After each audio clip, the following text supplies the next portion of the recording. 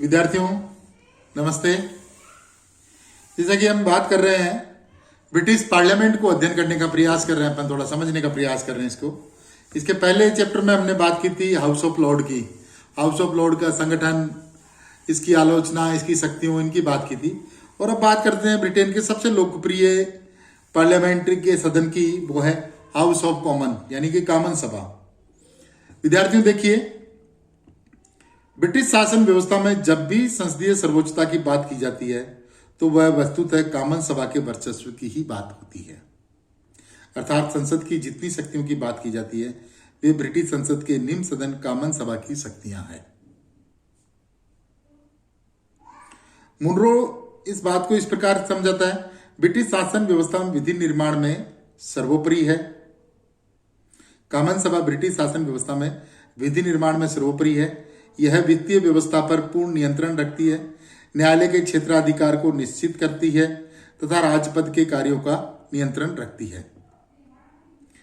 Common सभा का जनप्रतिनिधि सदन के रूप में विकास क्रमिक रूप से हुआ है। कॉमन सभा को प्रतिनिधि स्वरूप प्रदान करने में 1832 का अधिनियम ऐतिहासिक माना जाता है। 1867 के अधिनियम के द्वारा प्रतिनिधित्व के क्षेत्र का विस्तार किया गया है। 1884 और 85 में प्रतिनिधित्व को अधिक व्यापक बनाया गया। 1914 से 18 के बीच ब्रिटेन में स्त्री मताधिकार आंदोलन ने जोर पकड़ा, तथापि 1928 के अधिनियम के द्वारा ही 21 वर्षीय स्त्री पुरुषों को मताधिकार दिया गया। सन 1969 में मताधिकार की आयु 21 वर्ष से घटाकर 18 वर्ष कर दी गई। इस प्रकार 100 वर्षों से अधिक समय में कॉमन सभा को पूर्ण लोकतांत्रिक स्वरूप प्राप्त हुआ। कॉमन सभा की निर्वाचन पद्धति।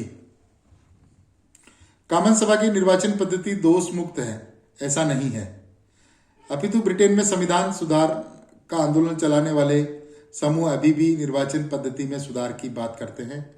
वर्तमान में कॉमन सभा में सदस्यों का निर्वाचन साधारण बहुमत प्रणाली के आधार पर ही होता है, जिसके परिणाम स्वरूप कॉमन सभा में प्राप्त कुल स्थानों तथा विजयी दल द्वारा प्राप्त कुल मतों के मध्य अनुपात नहीं रहता एवं कुल मतों का अधिक प्रतिशत प्राप्त करने के बावजूद कभी कभी दल को सदन में बहुमत प्राप्त नहीं होता। यह साधारण बहुमत प्रणाली का सर्वव्यापी दोष है, जिसके निराकरण के लिए आनुपातिक प्रतिनिधित्व का सुझाव दिया जाता है। कॉमन सभा के सदस्यों को वेतन, भत्ते, विशेषाधिकार व अन्य सुविधाएं संसद द्वारा पारित अधिनियम से निर्धारित होती है। अभी देखिए कॉमन सभा के विशेषाधिकार क्या है। सदन में भाषण की स्वतंत्रता। सदन में दिए गए किसी बयान के लिए सदस्यों को गिरफ्तार नहीं किया जा सकता। सदन के सदस्य सामूहिक रूप से राजा से स्पीकर के माध्यम से मिल सकते हैं। प्रक्रिया के नियम सदन के द्वारा निर्धारित किए जाते हैं।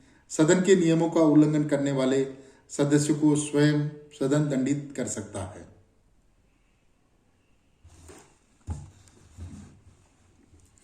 अधिवेशन व गणपूर्ति। कॉमन सभा का अधिवेशन व इसकी गणपूर्ति। ब्रिटिश शासन व्यवस्था का प्रमुख होने के नाते कॉमन सभा का अधिवेशन राजा लॉर्ड सभा के साथ ही आमंत्रित करता है। परंपरा अनुसार वर्ष में संसद का एक अधिवेशन बुलाया जाना आवश्यक है, तथापि अधिवेशन काफी समय तक चलते हैं। संसद का अधिवेशन राजा के भाषण से प्रारंभ होता है। यद्यपि यह भाषण प्रधानमंत्री द्वारा ही तैयार किया जाता है, जिसमें वर्ष भर सरकार द्वारा की जाने वाली कार्यवाही का लेखा जोखा होता है। सप्ताह में 4 दिन सार्वजनिक विषयों पर विचार विमर्श होता है, जबकि शुक्रवार को निजी सदस्यों के प्रस्ताव व विधेयकों पर चर्चा होती है। सदन की सदस्य संख्या 635 है तथा गणपूर्ति इसकी 40 रखी गई है। विद्यार्थियों ये संख्या आप लोग नोट करके रखना। इसकी कॉमन सभा की सदस्य संख्या 635 है, जबकि सदन चलाने के लिए 40 सदस्यों का उपस्थित रहना आवश्यक है। अब बात करते हैं अपन कॉमन सभा के अध्यक्ष या स्पीकर की। कॉमन सभा के नवनिर्वाचित सदस्य सदन का कार्य नए अध्यक्ष के निर्वाचन से प्रारंभ करते हैं। मतलब कॉमन सभा का कार्य हमेशा प्रथम कार्य होता है अपना अध्यक्ष का निर्वाचन करना। कॉमन सभा के अध्यक्ष को स्पीकर का पद भी कॉमन सभा के अध्यक्ष को स्पीकर का पद भी प्राचीन परंपरा की देन है। प्रारंभ में कॉमन सभा के अध्यक्ष का प्रमुख कार्य राजा के सम्मुख सदन के विचारों को प्रस्तुत करना होता था, इसलिए वह स्पीकर कहलाया। मतलब स्पीकर का नाम स्पीकर क्यों पड़ा, ये देखिए आप, इसमें बड़ा इंटरेस्टिंग उत्तर इस चीज का। कामन सभा के अध्यक्ष का प्रमुख कार्य राजा के सम्मुख सदन के विचारों को प्रस्तुत करना होता था, इसलिए वह स्पीकर कहलाए।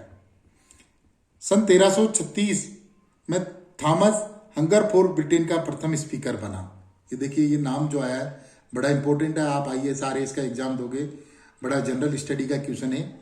थॉमस हंगरफोर्ड, ब्रिटेन का प्रथम स्पीकर कौन था? Thomas Hungerford. भारत का प्रथम लोकसभा अध्यक्ष कौन है? GV मावलंकर। ये चीजें मतलब आपको, जैसे ब्रिटेन का आया तो तुरंत आपको भारत का क्लिक करना चाहिए।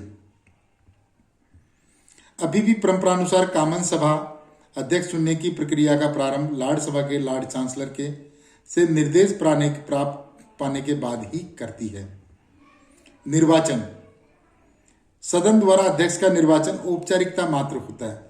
ब्रिटेन में अध्यक्ष के निर्वाचन को लेकर कतिपय परंपराएं हैं जिनका पालन सभी राजनीतिक दलों के द्वारा किया जाता है।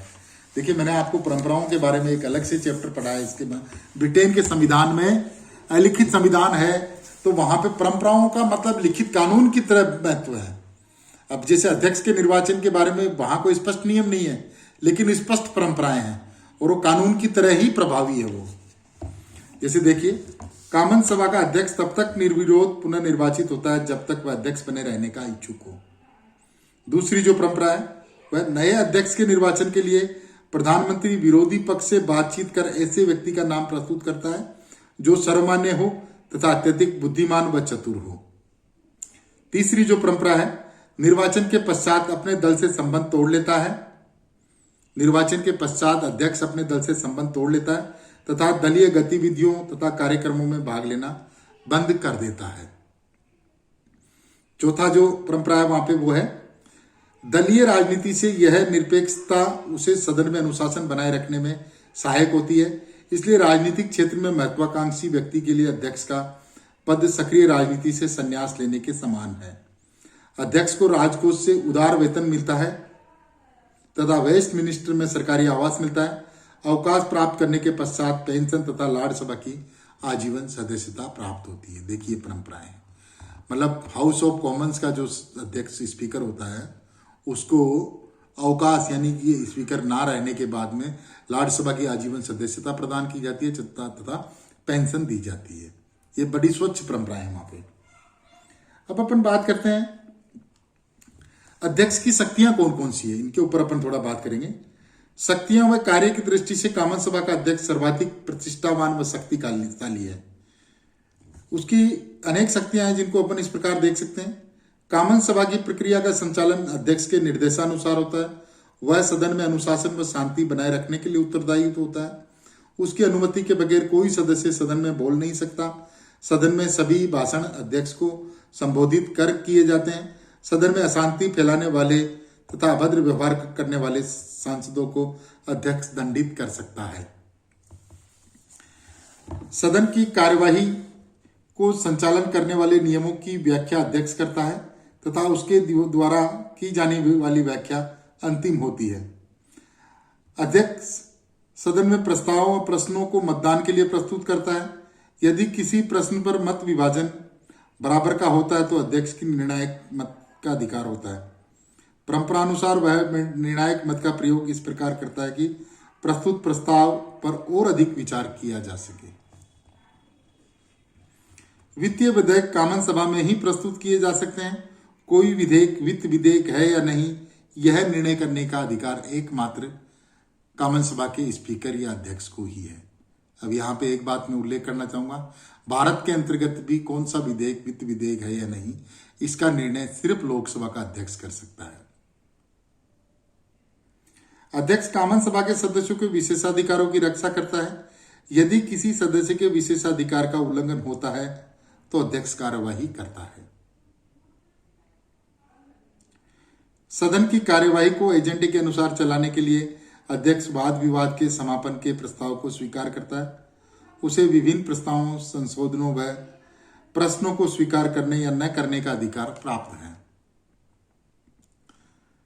नेक्स्ट जो इसका कार्य अध्यक्ष का मुख्य शक्तियां वो है, अध्यक्ष विभिन्न समितियों के सभापतियों की नियुक्ति करता है तथा विचारार्थ विधेयकों को विभिन्न समितियों को आवंटित करता है। देखिए, सदन की व्यवस्था सुचारू चलाने के लिए अध्यक्ष का यह दायित्व होता है कि वो विभिन्न समितियों के सभापतियों की नियुक्ति करे और उनको कार्य आवंटित करे कि कौन सा विधेयक किस समिति को जाएगा। जैसे स्टैंडिंग समिति, पीएसी भारत के अंतर्गत जो है, ऐसी ही समितियां इंग्लैंड में भी है।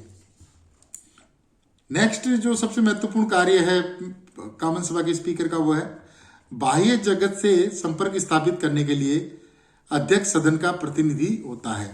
वह सदन की ओर से सभी संदेश व दस्तावेज प्राप्त करता है तथा विभिन्न उत्सवों तथा समारोह में उपस्थित रहता है। ब्रिटिश संसद में सुधार के पश्चात कॉमन सभा के अध्यक्ष के पद की स्थिति एक पूर्णतः निष्पक्ष न्यायाधीश के रूप में आंकी जाती है। उसकी यह निष्पक्षता सदन के भीतर ही नहीं अपितु सदन के बाहर भी कठोर रूप से दृष्टिगोचर होती है। इस प्रकार कॉमन सभा के अध्यक्ष के कार्य अत्यधिक व्यापक तथा प्रभावशाली है।